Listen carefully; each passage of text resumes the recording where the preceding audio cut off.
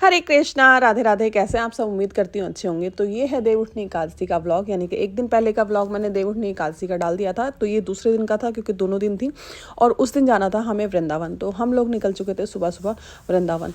तो हम लोग सुबह 4:30 बजे ही वृंदावन के लिए निकल गए थे और ये वृंदावन पहुँचने के बाद की वीडियो है।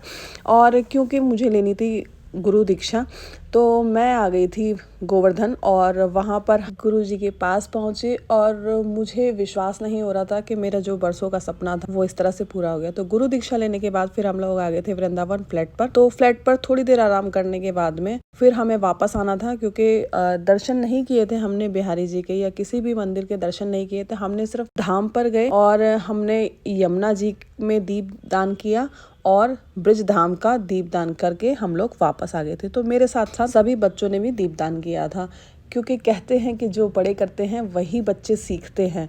तो इसलिए आप जो करोगे वही आपके बच्चे आगे सीखेंगे। तो आप अगर बोलते हो कि बच्चों के संस्कार नहीं हैं तो जैसा आपको देखेंगे बच्चे वैसा ही करेंगे। तो फिर मेरे साथ साथ दोनों बच्चों ने भी दीपदान किया और दीपदान करने के बाद में हम लोग वापसी के लिए चल दिए थे।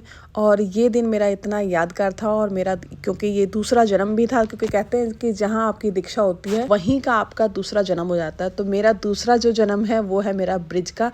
तो यानी कि मैं अब ब्रिजवासी बन गई हूँ।